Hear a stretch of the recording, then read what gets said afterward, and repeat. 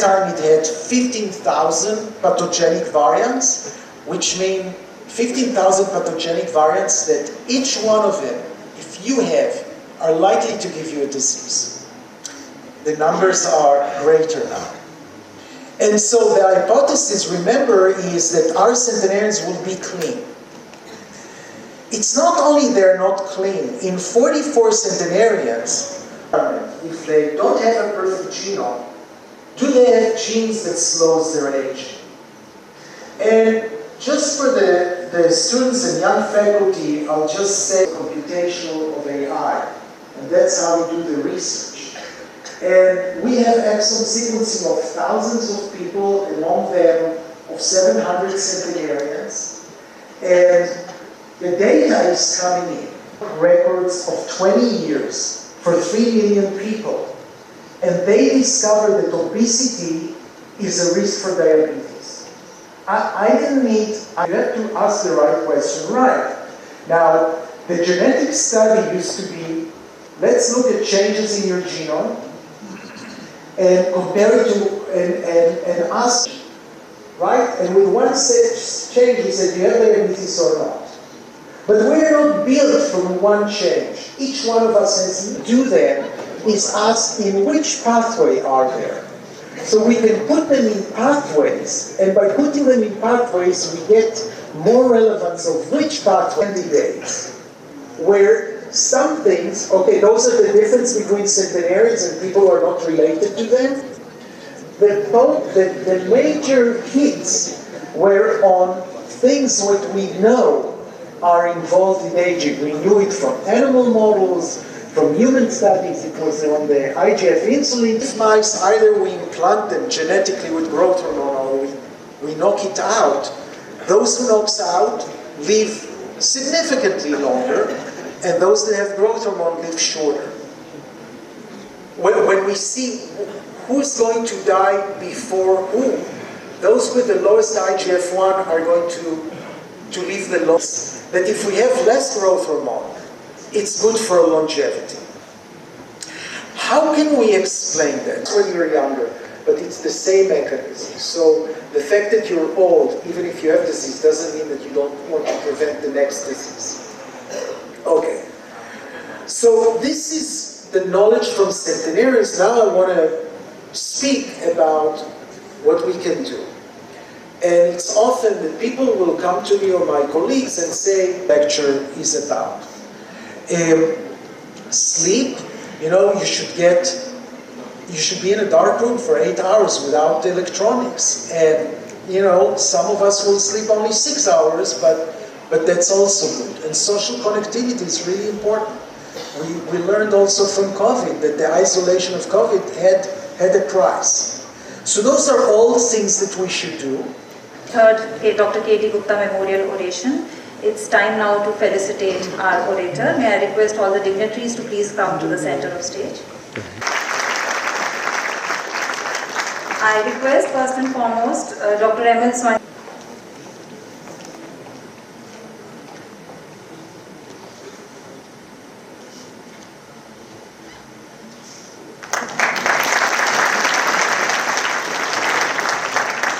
I request Dr. Vikastan Swankar to present the oration plaque.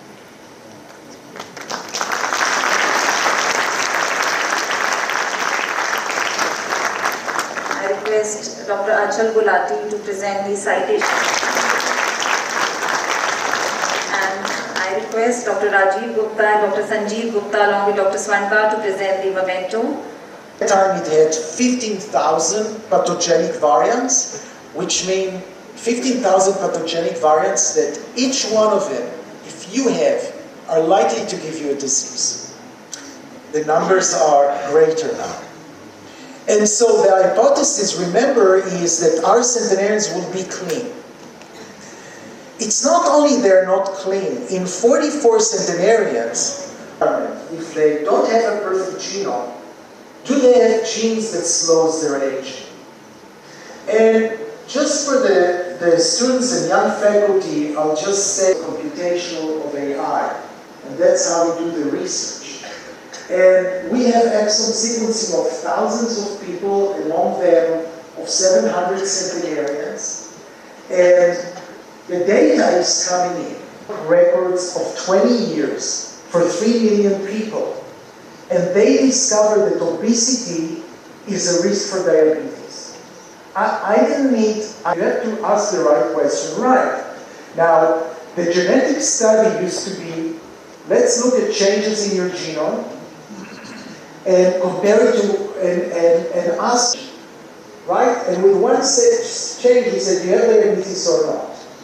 But we're not built from one change. Each one of us has to do that is ask in which pathway are there. So we can put them in pathways, and by putting them in pathways, we get more relevance of which pathway candidates, where some things, okay, those are the difference between centenarians and people who are not related to them. The major hits were on things what we know are involved in aging. We knew it from animal models, from human studies. It was on the IGF insulin. These mice, either we implant them genetically with growth hormone or we knock it out. Those who knocks out live significantly longer, and those that have growth hormone live shorter. When we see who's going to die before who, those with the lowest IGF-1 are going to live the longest. That if we have less growth hormone, it's good for longevity. How can we explain that? When you're younger, but it's the same mechanism. So the fact that you're old, even if you have disease, doesn't mean that you don't want to prevent the next disease. Okay. So this is the knowledge from centenarians. Now I want to speak about what we can do. And it's often that people will come to me or my colleagues and say, lecture is about. Sleep, you should be in a dark room for 8 hours without electronics. And, some of us will sleep only 6 hours, but that's also good. And social connectivity is really important. We learned also from COVID that the isolation of COVID had a price. So those are all things that we should do.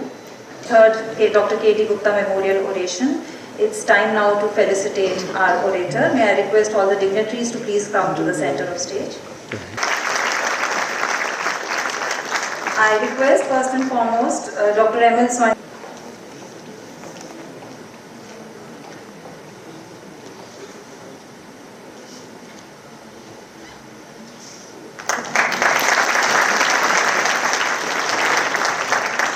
I request Dr. Vikaschan Swankar to present the oration plaque.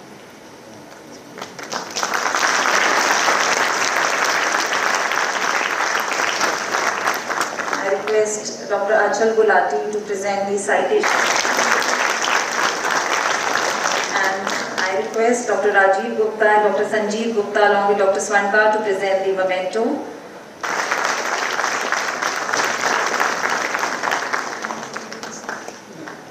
And I request the Emeritus Chairperson also to present. Give a standing ovation to we heard in Jaipur. What was your conclusion and what are the do's or don'ts for the life? So I was basically talking about the principle that aging is something that we can do something about. And not only we can do something about, we should do it before we get sick, not after we get sick. Because the concept is that this aging that we see who's old and who's young, it's in all our cells. This aging is what drives diseases. So rather than wait for diseases, let's target the process of aging, let's prevent the diseases. But sir, medicines are impacting very different things on aging, especially for diabetes drugs or different drugs you mentioned in your session. So what I mentioned is that for everyone who's listening now, there are few things that you can do with aging without talking about supplements or medicine, right? And that's you should exercise and you should do the right diet for you and you should sleep many hours at night and you should be socially active. And each one of us, you can maximize it. You know, if you did only 7,000 steps, you can measure it with a Fitbit or with a watch, right? Or with a ring. You should do 10,000 steps a day. So before you go to sleep, go and walk some more.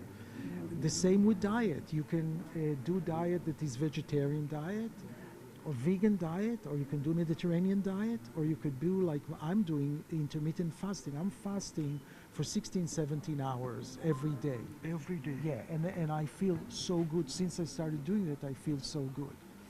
So this you can do without drugs. But my point here is when you're old and you cannot maximize anymore, there are drugs that can kind of stunt your aging, and you could benefit from that. And I was telling doctors here, you know, those drugs have been approved for diseases, so you can take that and repurpose them and use it to stop aging in everyone. Any differences between America or Indian geographical conditions in these? Definitely that. But listen, aging has been universal. Okay, it's the same pathway of aging for every animal. Okay, the skin, the hair, the skeletal diseases is different diseases, but the process of aging is similar.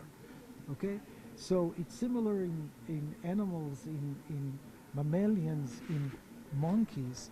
So yeah, maybe there are differences, but we're humans, all of us, right? So it's going to work. Now, it could be that some drugs are working better than others. Look, in every drug that we have, it saves 100 and kills 3, okay?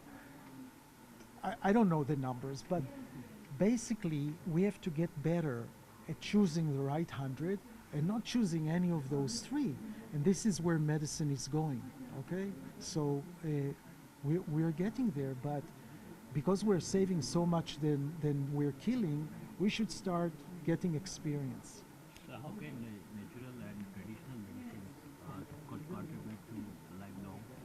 Natural and traditional Like medicine. Ayurvedic? We don't know, right? So let's take a vegetarian or vegan even, right?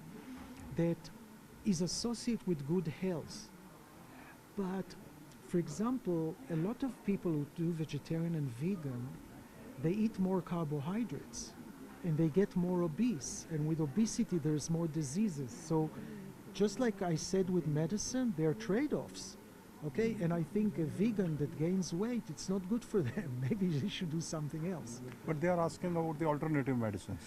Alternative medicine, I'm again, for me as a scientist, it's if you had a clinical study. And it doesn't matter if it was a supplement, medicine, nutraceutical, whatever natural thing. If you show in a clinical studies that had an outcome, that it worked, I would accept it. Any differences between pre or post-COVID or impact of vaccinations? On the treatment of aging? Yeah, anything? No, what my point about COVID is that a lot of the drugs for aging are good for several diseases. But if they're really for aging, they're going also to improve our immunity. So old people that have COVID and take one of those drugs, they are hospitalized less, they die less, and they have less long COVID. Okay, so this is kind of where we're going in our thoughts. Those are going to protect you not from one stuff, one thing, but with lots of things. And that's why they're so important. But apart from all these things, important thing is you must get proper sleep, proper good food and lifestyle with good exercise and socializing your life better than before. You're asking or answering? No, yes. I'm just confirming it again. Exactly. Only these 4 points are enough, Well, or anything else we can add? Well, I think that those points can harbor lots of other stuff. Okay, you can put into exercise, yoga, right, or something else. So I think it will harbor a lot. But I'm ready to do a fifth thing if you want to tell me. Sir, I'm from the audience. I have a question. As you say, good food, diet, With you. health, nutrition, sleep, and social aspect as well. Is it इसको possible Doordarshan वाले to को have level में लाओ, medicine-free life centre में with all these things? So और पास I think those things are important and can take you a long time. But I said so you maximize them.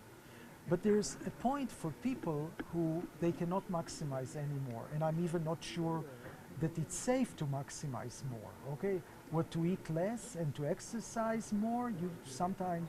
So I think there is a stage where this might not be enough, and I don't know when it's going to be, and it's individual. But you can get more help by medicine. But these days, few strategies, few institutes are coming up with the lifestyle with medicine-free life. How would you react to it? I'm okay with medicine-free life. What I'm saying is that the process of aging is going on, okay? And so I think that if you want to get our potential to 115 years, you'll need help. Just like our centenarians. It's not that they don't have secret, they have secret that you don't have. So those secrets should be converted into drugs, which they have been. We have 2 drugs based on our studies and should be used. So I think if you can do, as long as you can maximize your health, it's okay. But there's a certain time where I think you'll need help, and we should provide it because it's good for us, it's good for the society. Thank you so much. Thank you. Thank you Thank for you. asking. किस तरह से आप देखते हैं, आपने session भी attend किया और ये भारतीय परिप्रेक्ष्य में आप चीज़ों को देख रहे हैं, तो क्या सजेस्ट करेंगे और क्या इन चीज़ों को हम सामान्य दर्शकों को समझा सकें सीधी भाषा में? देखिए, ज़िंदगी बहुत अहम चीज़ है और उसमें क्वांटिटी एंड क्वालिटी 2 चीज़ें हैं। तो हमको अपनी ज़िंदगी में क्वालिटी ऐड करनी है क्वांटिटी के साथ। सिर्फ क्वांटिटी के साथ हमारा मकसद हल नहीं होता। आई कैन बी ओल्ड, बूढ़ा हो जाऊंगा मैं, लेकिन अगर मैं उसमें क्वालिटी नहीं डालूंगा, it does not serve a purpose. तो इसलिए हमारे को जो बोला इन्होंने कि एक हेल्दी लाइफस्टाइल मेंटेन करना है, which includes exercise, which includes a nutritious good diet, a good sleep, a healthy mind and a healthy life, which you have to do that. लेकिन हमारी प्रॉब्लम क्या है, आज के ज़माने में अगर हम बच्चे को पूछें, किसी माँ को पूछते हैं कि हमारा बच्चा खेलता है, हाँ हाँ बहुत खेलता है। क्या खेलता है? कंप्यूटर गेम्स खेलता है, वीडियो गेम्स खेलता है सारा दिन। लेकिन बाहर जा कर के उसको वो खेल रहा है। लेकिन उसको दूसरी तरीके से अगर मैं देखूं तो आज अगर आप दिल्ली में देखिए तो AQI 400, 350, पौने 400 अनहेल्दी इस लेवल के ऊपर है। तो उसमें मैं अपने बच्चों को भी बाहर भेजने से हिचकिचाता हूँ। सो एक सारी चीज़ है जो मिलजुल करके हमारे को एक अच्छा करना है, हमारे को एक अच्छा एनवायरनमेंट क्रिएट करना है, एक एटमॉस्फेयर क्रिएट करना है, एक पोल्यूशन फ्री एरिया क्रिएट करना है, हमको ग्रीनरी को इनकरेज करना है। ये सब चीज़ें जो हैं ये हमारे को इनकरेज करेंगी। देखो, आज से जब हमारी आज़ादी हुई तो हमारी एवरेज ईयर्स लाइफ स्पैन तो 31 साल था, आज हमारा 70 साल के करीब हो गया। तो हमने वो 40 साल तो गेन किया है ना। जब हम उन इतने सालों में हम 40 साल गेन करेंगे तो और आने वाले सालों में हम और 30 साल गेन करके हम 100 को पार करेंगे। अगर आज मैं देखूं, यूथ का जो ओल्ड एज है वो 40 साल है। But if I look at 50 years, that is the youth of old age, but 40 years is the old age of youth. So अगर मैं उस तरीके से देखूं, so at my age I am already youthful for my old age, and that is where I have to add quality to my years and not quantity to my years. Thank you so much. से भारत की आबादी बढ़ती जा रही है, वृद्धों का प्रतिशत भी बढ़ गया है और पिछले करीब 50 साल में 10% आबादी तो 70 साल से ऊपर है और करीब 60 साल जो अपन भारत में जो परिभाषा है उसके हिसाब से करीब 20% लोग, तो बहुत बड़ा एरिया है ये। जैसे जैसे उम्र के साथ स्वस्थ कैसे रहा जाए इसके बारे में अपने ऋषि मुनि तो सैकड़ों सालों से बोल रहे हैं कि अगर अपन पूरी परिभाषा योग की है, इन सब की रखें तो उससे स्वस्थ रहा जा सकता है, स्वस्थ एजिंग को प्राप्त किया जा सकता है। और सारे विश्व में ये हो रहा है कि अगर अपन वृद्धावस्था की होने वाली बीमारियों को कम कर दें तो अरबों खरबों डॉलर या रुपए का बचाव हो सकता है, क्योंकि जो हर एक व्यक्ति के अंतिम 2 या 3 वर्ष में पैसा खर्च होता है समाज का, वो खर्चे को बचा जा सकता है। नई रिसर्चेज हो रही हैं इसके ऊपर, नए नए मैकेनिज्म्स मालूम पड़ रहे हैं, इसके बारे में संजीव जी बताएंगे आपको। पर भारतवर्ष में स्वच्छ खान पीन, हेल्दी लाइफस्टाइल, एक्सरसाइज, कसरत करना, व्यायाम करना, सोशल कनेक्टिविटी बड़ी इम्पोर्टेंट है।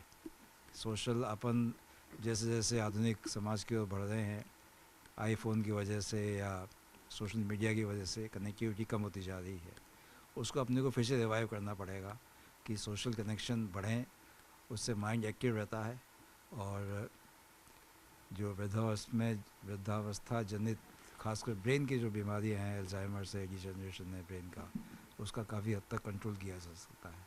तो स्वस्थ जीवन शैली को अपना के अपन इन सब रोगों का काफ़ी कम कर सकते हैं। पर इसके बारे में जो क्या इसके मैकेनिज्म्स हैं, क्या इसका कार्यक्रम चल रहा है, इसके बारे में डॉक्टर बार्जिलाई ने आज बात करी।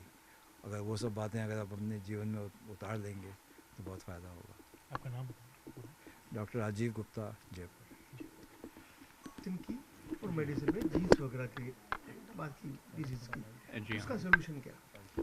सो दीर्घायु की अभी कुछ हमारा ज्ञान पूरा नहीं है कि कुछ लोग लंबे जीवन पा सकते हैं, कुछ लोग लंबा जीवन नहीं होता है।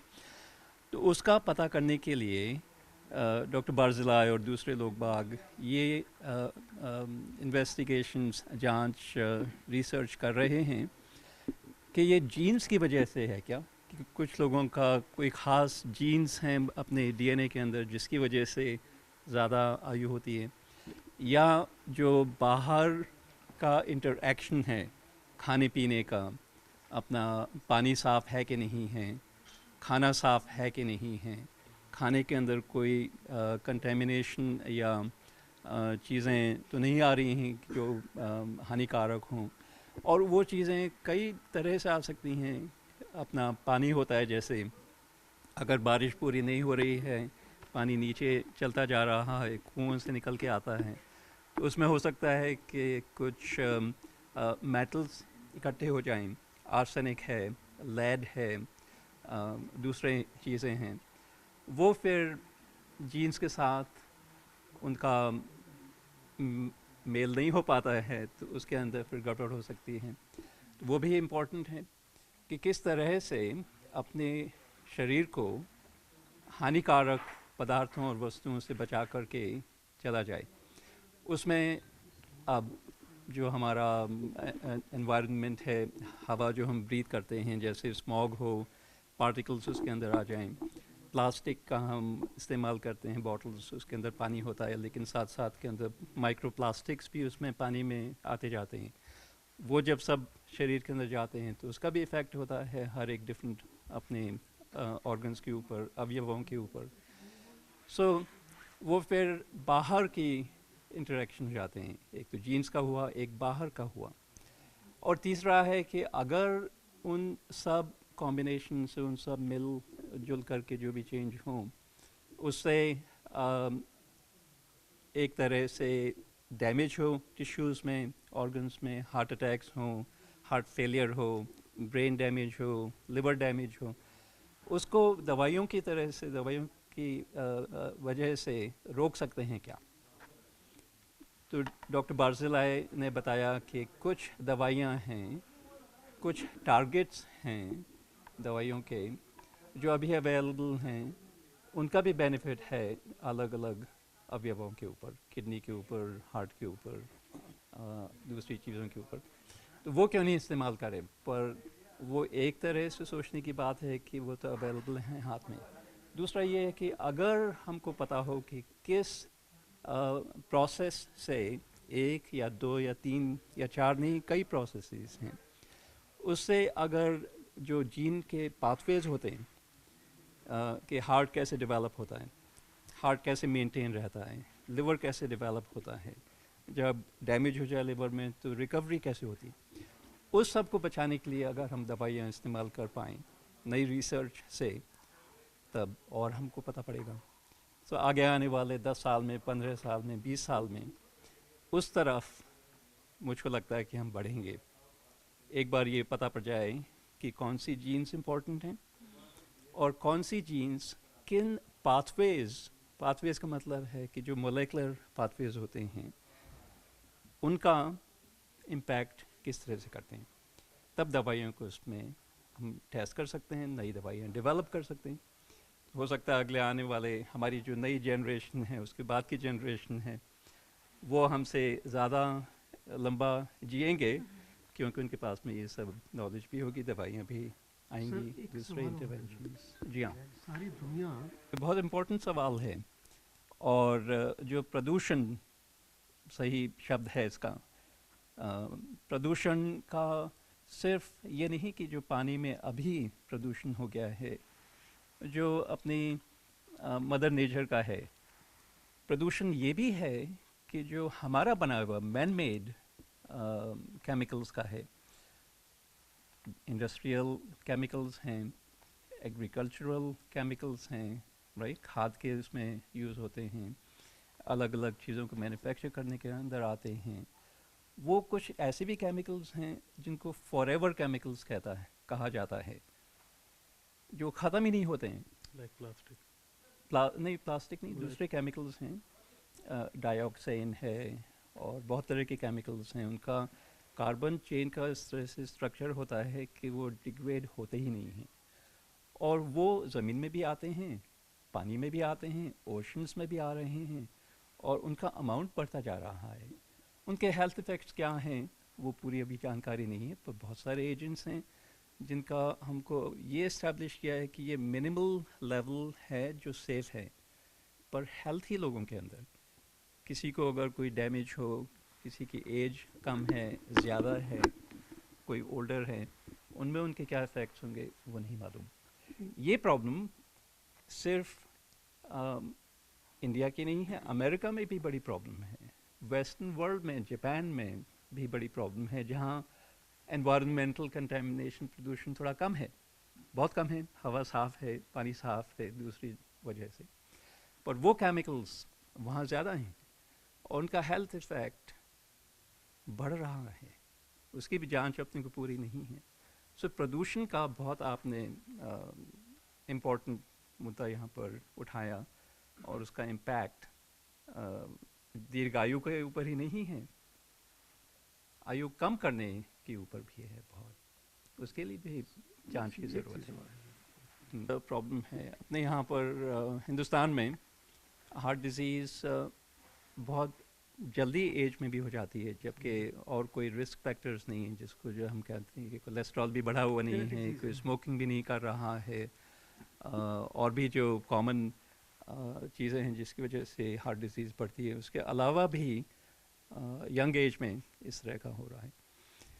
उसका भी जीन्स का इन्वॉल्वमेंट हो सकता है, और साथ साथ में एक बॉडी में इन्फ्लामेशन होता है, मुझको इन्फ्लामेशन का हिंदी में क्या सही वर्ड है नहीं मालूम, इन्फ्लामेशन है। इन्फ्लामेशन कई वजह से आता है बॉडी के अंदर, और वो इन्फ्लामेशन इसलिए भी हो सकता है कि कोई डिज़ीज़ एजेंट हो, वायरसेस हैं जैसे, या बॉडी के अंदर वेट बढ़ जाए तो जो फैट स्टोरिंग सेल्स हैं वो भी इन्फ्लामेशन को कंट्रीब्यूट करते हैं। और जब पूरी बॉडी में इस तरह से इन्फ्लामेशन होता है, उसके सिग्नल्स ट्रांसमिट होते हैं, मॉलिक्यूल्स होते हैं, केमिकल्स होते हैं, जो पूरी बॉडी में फिर चेंज करते हैं, ब्लड वेसल्स में भी करते हैं डैमेज, और जब उस तरह की डैमेज शुरू हो जाती है तो फिर ब्लड क्लॉट्स बन सकते हैं, तो हार्ट के अंदर हार्ट अटैक हो सकता है, और दूसरे ऑर्गन्स में भी डैमेज हो सकता है। तो वो भी समझना बहुत ज़रूरी है, उसका भी अपने को और सोचने का ज़रूरी है। तो इंडिया में जैसे यंग एज के अंदर मैंने नोट किया है, वज़न लोगों का, बच्चों का, यंगस्टर्स का बढ़ गया है, फिज़िकल एक्टिविटी उतनी नहीं है, भाग दौड़ कर रहे हैं पर वो दिमागी स्ट्रेस साथ साथ में है। सो खुश रहना, सही तरह से अपने आप को एक्सरसाइज करके तंदुरुस्त बनाए रखना, वो भी बहुत ज़रूरी है। जब मैं स्कूल गया था तो हमारे यहाँ ज़रूरी था कि हर शाम को स्पोर्टिंग एक्टिविटीज़ में 1.5 घंटा पार्टिसिपेट करना ज़रूरी था। सो उस वक्त मैंने नोट नहीं किया था कि कोई इतना मोटापा था बच्चों के अंदर, पर आज के टाइम पे मैंने स्ट्रीट्स के ऊपर यंगस्टर्स को नोट करता हूँ तो बहुत सारे मोटे हो गए, उतने फिज़िकली एक्टिव नहीं हैं, कंप्यूटर्स आ गए हैं, सब लोग अपने फ़ोन्स और कंप्यूटर्स के ऊपर ही काम कर रहे हैं घर में भी, सो वो बड़ा इम्पोर्टेंट है। कुछ ऐसे मॉलिक्यूल्स आ गए हैं सर क्या कि जो इट्स 4 मेजर ड्रग्स का आपने सुना, मेटफॉर्मिन एक था, एक और ड्रग क्लास होती है SGLT इनहिबिटर्स होते हैं, एक और ड्रग क्लास है GLP-1 एगोनिस्ट के नाम से कहते हैं, जो बॉडी वेट को कम करने में भी यूज़ हो रहे हैं, डायबिटीज़ ट्रीटमेंट भी यूज़ हो रहे हैं। तो और भी दवाइयाँ हैं जिसकी वजह से पर ये बहुत अभी अर्ली स्टेज का है मामला, उसमें और आगे जांच करने की बहुत ज़रूरत है। Thank you. Thank you. शतायु कैसे हासिल की जाए और उससे ज़्यादा कैसे ज़िंदगी जिए, बहुत कुछ महत्वपूर्ण सुनने को मिला। एक विशेषज्ञ यहाँ मौजूद रहे, बाकी लोगों ने भी काफ़ी गंभीरता से लिया। आप किस तरह से देखते हैं? देखो, आज ये doctor K D. Gupta memorial oration, third oration आज Mahatma Gandhi university of medical sciences में हुआ, और जो एंटी एजिंग पे काम कर रहे हैं कि एज को किस तरह से प्रोलॉन्ग किया जाए क्वालिटी वाइज एंड मतलब नंबर ऑफ ईयर्स वाइज, उसके लिए डॉक्टर नीर बार जलाई यूनाइटेड स्टेट्स ऑफ अमेरिका से यहाँ आए, उन्होंने भाषण दिया। तो apart from balanced life style, ठीक है ना, इसमें अपने भगवद गीता में बोला है युक्त आहार विहार से युक्त स्वप्न से बोधसु, युक्त आहार विहार से युक्त कर्म से चेष्टसु, युक्त स्वप्नाबोधस्य योगो भवति दुखा। तो एक बैलेंस आपका खाने में, रहने में, एक्सरसाइज में, काम करने में वो तो होना ही चाहिए। साथ में उन्होंने कुछ महत्वपूर्ण ड्रग्स पे उन्होंने बोला, स्पेशली मेटफॉर्मिन जो डायबिटीज़ के लिए बड़ी पॉपुलर ड्रग है, उससे एंटी एजिंग उसके इफ़ेक्ट्स हैं, एज प्रोलॉन्ग कर सकते हैं, जो कि ऑलमोस्ट सबको दी जा रही है आजकल। तो एक ब्लेसिंग इन डिस्गाइज है। दूसरा है सेमाग्लूटाइड, जो कि रेबल्सस के नाम से अपनी कंट्री में इंपोर्ट होती है, वो भी बहुत से लोग लेते हैं, मेनली वजन घटाने के लिए दी जाती है। पर एक नई चीज़ मिली कि इससे भी आपकी लॉन्जिविटी बढ़ती है। और साथ में एक फॉर्सिगा या डेपागेफ्लोजिन, वो जो मेडिसिन है, उससे भी वो भी डायबिटीज़ के लिए मेडिसिन है। फॉर्सिगा जो है वो भी बहुत से पेशेंट्स लेते हैं। तो 3 मेडिसिन तो ऐसे जो ऑलमोस्ट हर आदमी लेता है, जो भी डायबिटीज़ और जो अफोर्ड कर सकते हैं एंटी डायबिटिक मेडिसिन। तो ये एक अच्छी बात है कि अच्छी मेडिसिन डिस्कवर हो रही हैं। और साथ में उन्होंने जैसे बताया कि डायबिटिक्स अगर प्रॉपरली मैनेज करते हैं तो उनकी life span even non diabetics से बेटर होती है। यहाँ पे ये नहीं कि आपको डायबिटीज़ हो या इस तरह से दवाई लें। बेसिक बात यह है कि काफ़ी रिसर्च चल रही है, काफ़ी इन्होंने जीन्स पे काम किया है, किस तरह से जो जीन्स हैं जो लॉन्गिविटी को बढ़ाती हैं उस पर काफ़ी फोकस किया है। तो जो मेरे गुरु थे doctor K D. Gupta ji Bikaner medical college में, और जिन्होंने मुझे इंस्पायर किया महात्मा गांधी मेडिकल कॉलेज एस्टेब्लिश करने के लिए। और जिस रात वो गए उससे 4-5 घंटे पहले मैं उनके साथ रहा, महाशिवरात्रि के रात थी। और मैं बड़ा लकी हूँ कि उन्होंने 3-4 साल मुझे इसमें गाइड किया, और उनकी ब्लेसिंग से Mahatma Gandhi medical college and hospital, अब जो यूनिवर्सिटी आज Mahatma Gandhi university of medical sciences वो बनी, इसमें उनके जो दोनों बेटे हैं डॉक्टर संजीव गुप्ता, डॉक्टर राजीव गुप्ता, उनका भी हमेशा साथ रहता है। ठीक है sir, thank you so much. We don't know, right? So let's take a vegetarian or vegan even, right? That is associated with good health. But for example, a lot of people who do vegetarian and vegan, they eat more carbohydrates and they get more obese. And with obesity, there's more diseases. So just like I said with medicine, there are trade-offs. Okay, and I think a vegan that gains weight, it's not good for them. Maybe they should do something else. But they are asking about the alternative medicines. Alternative medicine, I'm again, for me as a scientist, it's if you had a clinical study. And it doesn't matter if it was a supplement, medicine, nutraceutical, whatever natural thing. If you show in a clinical studies that had an outcome, that it worked, I would accept it. Any differences between pre or post-COVID or impact of vaccinations? On the treatment of aging? Yeah, anything? No, my point about COVID is that a lot of the drugs for aging are good for several diseases. But if they're really for aging, they're going also to improve our immunity. So old people that have COVID and take one of those drugs, they are hospitalized less, then they die less, and they have less long COVID. Okay, so this is kind of where we're going in our thoughts. Those are going to protect you not from one stuff, one thing, but with lots of things. And that's why they're so important. But apart from all these things, important thing is you must get proper sleep, proper good food, and lifestyle with good exercise and socializing your life better than before. You're asking or answering? No, yes. I'm just confirming it again. Exactly. Only these 4 points are enough, Well, or anything else we can add? Well, I think that those points can harbor lots of other stuff. Okay, you can put into exercise, yoga, right, or something else. So I think it will harbor a lot. But I'm ready to do a fifth thing if you want to tell me. Sir, I'm from the audience. I have a question. As you say, good food, diet, With you. health, nutrition, sleep, and social aspect as well. Is it possible to have medicine-free life center with all these things? So I think those things are important and can take you a long time. But I said so you maximize them.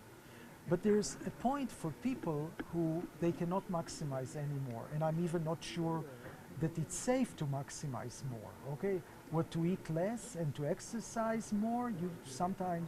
So I think there is a stage where this might not be enough, and I don't know when it's going to be, and it's individual. But you can get more help by medicine. But these days, few strategies, few institutes are coming up with the lifestyle with medicine-free life.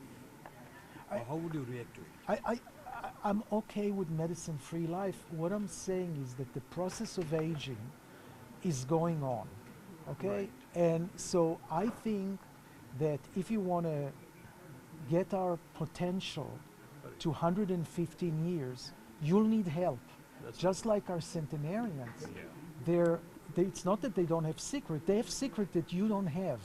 So those secrets should be converted into drugs, which they have been. We have 2 drugs based on our studies and should be used. So I think if you can do as long as you can maximize your health, it's okay. But there's a certain time where I think you'll need help, and we should provide it because it's good for us, it's good for the society. Thank you so much. Thank you. Thank you Thank for you. asking. किस तरह से आप देखते हैं, आपने session भी attend किया और ये भारतीय परिप्रेक्ष्य में आप चीज़ों को देख रहे हैं, तो क्या सजेस्ट करेंगे और क्या चीज़ों को हम सामान्य दर्शकों को समझा सकें सीधी भाषा में? देखिए, ज़िंदगी बहुत अहम चीज़ है और उसमें क्वांटिटी एंड क्वालिटी 2 चीज़ें हैं। तो हमको अपनी ज़िंदगी में क्वालिटी ऐड करनी है क्वांटिटी के साथ। सिर्फ क्वांटिटी के साथ हमारा मकसद हल नहीं होता। आई कैन बी ओल्ड, बूढ़ा हो जाऊंगा मैं, लेकिन अगर मैं उसमें क्वालिटी नहीं डालूंगा, it does not serve a purpose. तो इसलिए हमारे को जो बोला इन्होंने कि एक हेल्दी लाइफस्टाइल मेंटेन करना है, which includes exercise, which includes a nutritious good diet, a good sleep, a healthy mind and a healthy life, which you have to do that. लेकिन हमारी प्रॉब्लम क्या है, आज के ज़माने में अगर हम बच्चे को पूछें, किसी माँ को पूछते हैं कि हमारा बच्चा खेलता है, हाँ बहुत खेलता है। क्या खेलता है? कंप्यूटर गेम्स खेलता है, वीडियो गेम्स खेलता है सारा दिन, लेकिन बाहर जा कर के उसको वो खेलना है। लेकिन उसको दूसरी तरीके से अगर मैं देखूं तो आज अगर आप दिल्ली में देखिए तो AQI 400, 350, पौने 400 अनहेल्दी इस लेवल के ऊपर है। तो उसमें मैं अपने बच्चों को भी बाहर भेजने से हिचकिचाता हूँ।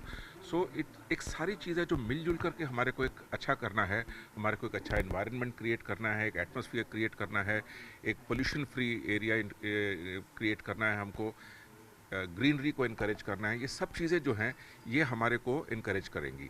देखो, आज से जब हमारी आज़ादी हुई तो हमारी एवरेज ईयर्स लाइफ स्पैन तो था 31 साल था, आज हमारा 70 साल के करीब हो गया। तो हमने वो 40 साल तो गेन किया है ना। जब हम उन इतने सालों में हम 40 साल गेन करेंगे तो और आने वाले सालों में हम और 30 साल गेन करके हम 100 को पार करेंगे। अगर आज मैं देखूँ, यूथ का जो ओल्ड एज है वो 40 साल है, but if I look at 50 years, that is the youth of old age, but 40 years is the old age of youth.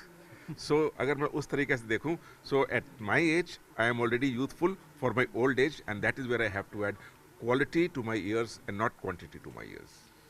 Thank you so much. से भारत की आबादी बढ़ती जा रही है, वृद्धों का प्रतिशत भी बढ़ गया है और पिछले करीब 50 साल में 10% आबादी तो 70 साल से ऊपर है और करीब 60 साल जो अपन भारत में जो परिभाषा है उसके हिसाब से करीब 20% लोग, तो बहुत बड़ा एरिया है ये। जैसे जैसे उम्र के साथ स्वस्थ कैसा रहा जाए इसके बारे में अपने ऋषि मुनि तो सैकड़ों सालों से बोल रहे हैं कि अगर अपन पूरी परिभाषा योग की है इन सब की रखें तो उससे स्वस्थ रहा जा सकता है, स्वस्थ एजिंग को प्राप्त किया जा सकता है। और सारे विश्व में ये हो रहा है कि अगर अपन वृद्धावस्था की होने वाली बीमारियों को कम कर दें तो अरबों खरबों डॉलर या रुपए का बचाव हो सकता है, क्योंकि जो हर एक व्यक्ति के अंतिम 2 या 3 वर्ष में पैसा खर्च होता है समाज का, वो खर्चे को बचा जा सकता है। नई रिसर्चेज हो रही हैं इसके ऊपर, नए नए मैकेनिज्म्स मालूम पड़ रहे हैं, इसके बारे में संजीव जी बताएंगे आपको। पर भारतवर्ष में स्वच्छ खान पीन, हेल्दी लाइफस्टाइल, एक्सरसाइज, कसरत करना, व्यायाम करना, सोशल कनेक्टिविटी बड़ी इम्पोर्टेंट है। सोशल अपन जैसे जैसे आधुनिक समाज की ओर बढ़ रहे हैं, आईफोन की वजह से या सोशल मीडिया की वजह से कनेक्टिविटी कम होती जा रही है। उसको अपने को फिर से रिवाइव करना पड़ेगा कि सोशल कनेक्शन बढ़ें, उससे माइंड एक्टिव रहता है और जो वृद्धावस्था जनित खासकर ब्रेन की जो बीमारियां हैं, अल्जाइमर से डिजनरेशन है ब्रेन का, उसका काफ़ी हद तक कंट्रोल किया जा सकता है। तो स्वस्थ जीवन शैली को अपना के अपन इन सब रोगों को काफ़ी कम कर सकते हैं। पर इसके बारे में जो क्या इसके मैकेनिज्म्स हैं, क्या इसका कार्यक्रम चल रहा है, इसके बारे में डॉक्टर बार्जिलाई ने आज बात करी। अगर वो सब बातें अगर आप अपने जीवन में उतार लेंगे तो बहुत फ़ायदा होगा। आपका नाम बताएं। डॉक्टर राजीव गुप्ता, जयपुर। की और मेडिसिन में जीन्स वगैरह के बाद की डिजीज की उसका सोल्यूशन क्या? सो दीर्घायु की अभी कुछ हमारा ज्ञान पूरा नहीं है कि कुछ लोग लंबे जीवन पा सकते हैं, कुछ लोग लंबा जीवन नहीं होता है।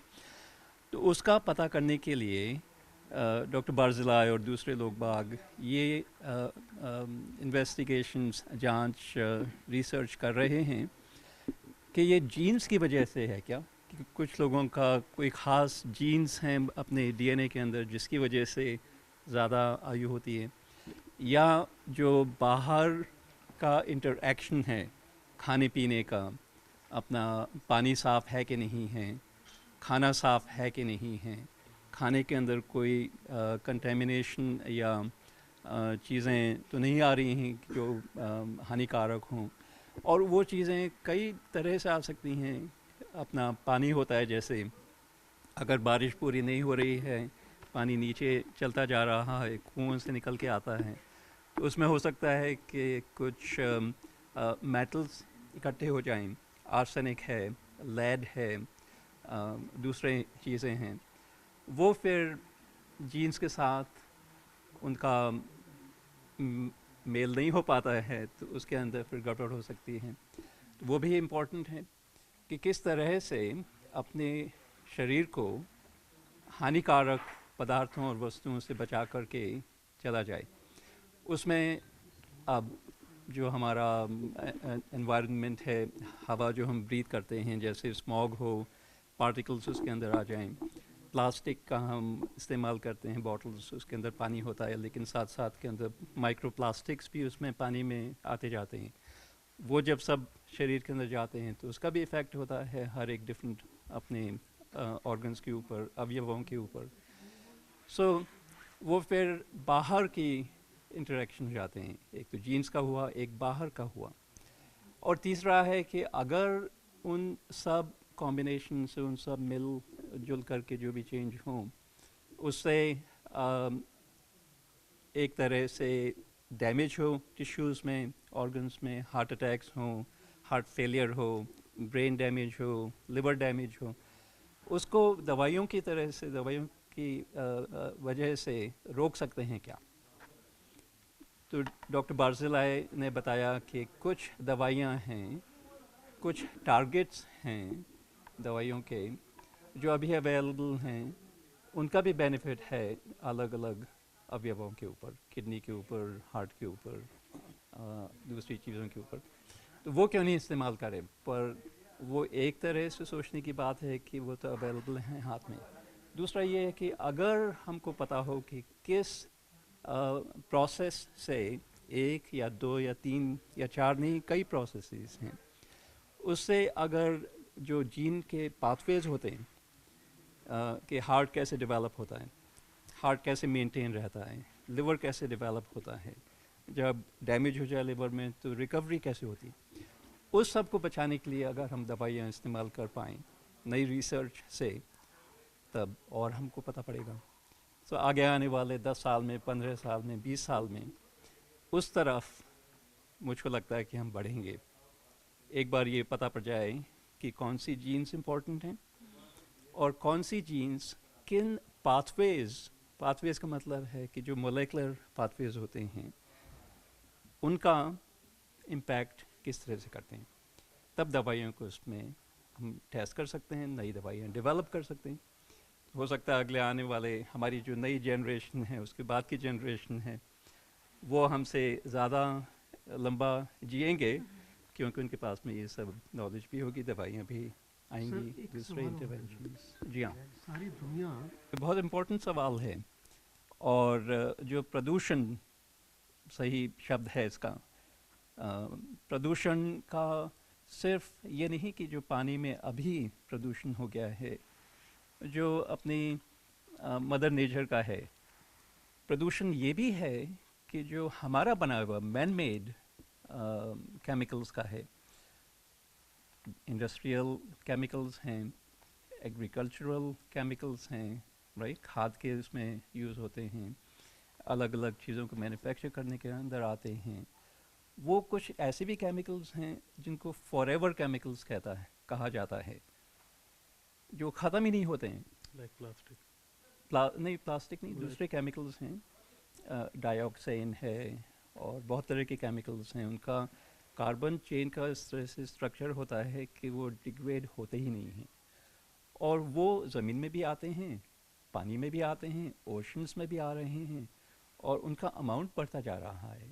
उनके हेल्थ इफ़ेक्ट्स क्या हैं वो पूरी अभी जानकारी नहीं है, पर बहुत सारे एजेंट्स हैं जिनका हमको ये इस्टेब्लिश किया है कि ये मिनिमल लेवल है जो सेफ़ है, पर हेल्थी लोगों के अंदर किसी को अगर कोई डैमेज हो, किसी की एज कम है, ज़्यादा है, कोई ओल्डर है, उनमें उनके क्या इफ़ेक्ट्स होंगे वो नहीं मालूम।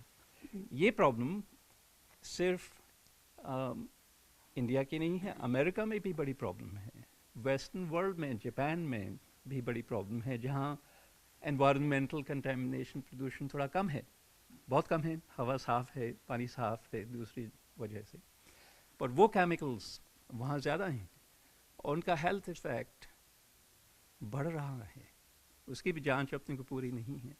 सो प्रदूषण का बहुत आपने इम्पोर्टेंट मुद्दा यहाँ पर उठाया, और उसका इम्पैक्ट दीर्घायु के ऊपर ही नहीं है, आयु कम करने के ऊपर भी है बहुत, उसके लिए भी जांच की ज़रूरत है। प्रॉब्लम है अपने यहाँ पर हिंदुस्तान में, हार्ट डिज़ीज़ बहुत जल्दी एज में भी हो जाती है, जबकि और कोई रिस्क फैक्टर्स नहीं है, जिसको जो हम कहते हैं कि कोलेस्ट्रॉल भी बढ़ा हुआ नहीं है, कोई स्मोकिंग भी नहीं कर रहा है, और भी जो कॉमन चीज़ें हैं जिसकी वजह से हार्ट डिजीज़ बढ़ती है, उसके अलावा भी यंग एज में इस तरह का हो रहा है।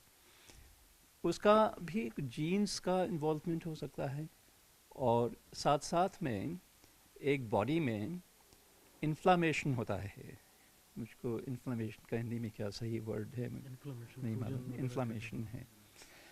इन्फ्लामेशन कई वजह से आता है बॉडी के अंदर, और वो इन्फ्लामेशन इसलिए भी हो सकता है कि कोई डिज़ीज़ एजेंट हो, वायरसेस हैं जैसे, या बॉडी के अंदर वेट बढ़ जाए तो जो फैट स्टोरिंग सेल्स हैं वो भी इन्फ्लामेशन को कंट्रीब्यूट करते हैं। और जब पूरी बॉडी में इस तरह से इन्फ्लामेशन होता है, उसके सिग्नल्स ट्रांसमिट होते हैं, मॉलिक्यूल्स होते हैं, केमिकल्स होते हैं, जो पूरी बॉडी में फिर चेंज करते हैं, ब्लड वेसल्स में भी करते हैं डैमेज, और जब उस तरह की डैमेज शुरू हो जाती है तो फिर ब्लड क्लॉट्स बन सकते हैं, तो हार्ट के अंदर हार्ट अटैक हो सकता है और दूसरे ऑर्गन्स में भी डैमेज हो सकता है। तो वो भी समझना बहुत ज़रूरी है, उसका भी अपने को और सोचने का ज़रूरी है। तो इंडिया में जैसे यंग एज के अंदर मैंने नोट किया है वज़न लोगों का, बच्चों का, यंगस्टर्स का बढ़ गया है। फिज़िकल एक्टिविटी उतनी नहीं है, भाग दौड़ कर रहे हैं पर वो दिमागी स्ट्रेस साथ साथ में है। सो खुश रहना, सही तरह से अपने आप को एक्सरसाइज करके तंदुरुस्त बनाए रखना, वो भी बहुत ज़रूरी है। जब मैं स्कूल गया था तो हमारे यहाँ ज़रूरी था कि हर शाम को स्पोर्टिंग एक्टिविटीज़ में 1.5 घंटा पार्टिसिपेट करना ज़रूरी था। सो उस वक्त मैंने नोट नहीं किया था कि कोई इतना मोटापा था बच्चों के अंदर, पर आज के टाइम पे मैंने स्ट्रीट्स के ऊपर यंगस्टर्स को नोट करता हूँ तो बहुत सारे मोटे हो गए हैं, उतने फिजिकली एक्टिव नहीं हैं। कंप्यूटर्स आ गए हैं, सब लोग अपने फ़ोन्स और कंप्यूटर्स के ऊपर ही काम कर रहे हैं घर में भी। सो वो बड़ा इम्पोर्टेंट है। कुछ ऐसे मॉलिक्यूल्स आ गए हैं सर क्या कि जो इट्स 4 मेजर ड्रग्स का आपने सुना, मेटफॉर्मिन एक था, एक और ड्रग क्लास होती है SGLT इनहिबिटर्स होते हैं, एक और ड्रग क्लास है GLP-1 एगोनिस्ट के नाम से कहते हैं, जो बॉडी वेट को कम करने में भी यूज़ हो रहे हैं, डायबिटीज़ ट्रीटमेंट भी यूज़ हो रहे हैं। तो और भी दवाइयाँ हैं जिसकी वजह से पर ये बहुत अभी अर्ली स्टेज का है मामला, उसमें और आगे जांच करने की बहुत ज़रूरत है। Thank you. Thank you. शतायु कैसे हासिल की जाए और उससे ज़्यादा कैसे ज़िंदगी जिए, बहुत कुछ महत्वपूर्ण सुनने को मिला। एक विशेषज्ञ यहाँ मौजूद हैं, बाकी लोगों ने भी काफ़ी गंभीरता से लिया। आप किस तरह से देखते हैं? देखो, आज ये doctor K D Gupta memorial oration, third oration आज Mahatma Gandhi university of medical sciences में हुआ, और जो एंटी एजिंग पे काम कर रहे हैं कि एज को किस तरह से प्रोलॉन्ग किया जाए क्वालिटी वाइज एंड मतलब नंबर ऑफ ईयर्स वाइज, उसके लिए डॉक्टर नीर बार जलाई यूनाइटेड स्टेट्स ऑफ अमेरिका से यहाँ आए, उन्होंने भाषण दिया। तो apart from balanced life style, ठीक है ना, इसमें अपने भगवद गीता में बोला है युक्त आहार विहार से युक्त स्वप्न से बोधसु, युक्त आहार विहार से युक्त कर्म से चेष्टसु, युक्त स्वप्नावोदस्य योगो भवति दुखा।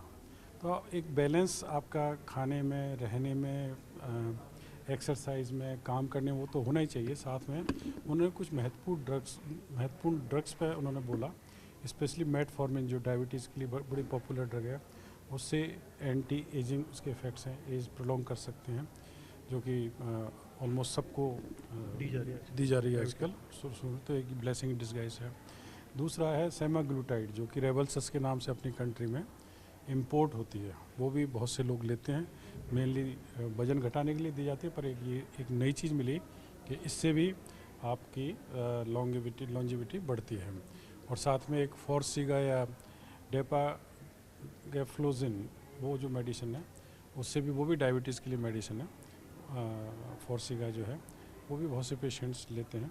तो 3 मेडिसिन तो ऐसे हैं जो ऑलमोस्ट हर आदमी लेता है, जो भी डायबिटीज़ और जो अफोर्ड कर सकते हैं एंटी डायबिटिक मेडिसिन।